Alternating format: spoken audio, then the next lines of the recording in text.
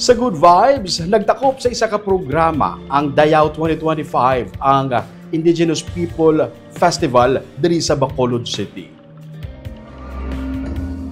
Pagkatapos ng 3 ka adlaw nga pasidungog sa kinaadman sa mga Indigenous People kung IP, opisyal nga nagtapos subong adlaw ang Dayaw 2025 Indigenous People Festival. Ang Indigenous People Festival nagapakita sa kultura kag tradisyon sa mga katutubo paagi sa mga presentation, exhibit, iban pang aktibidad kag pagpanikasug sa pagpreserba sa ilang kaugalingon nga kultura sa activity area sang SM City Bacolod subong nga hapon.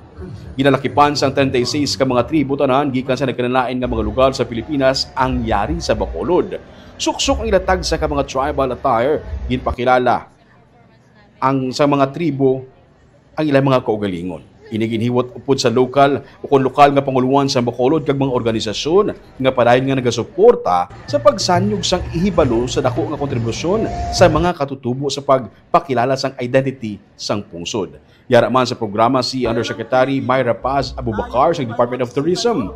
Ang Dayaw 2025 Festival nagapahanumdum liwat sang importansya sa pagpreserba sang aton nagliligad. Yesterday and today.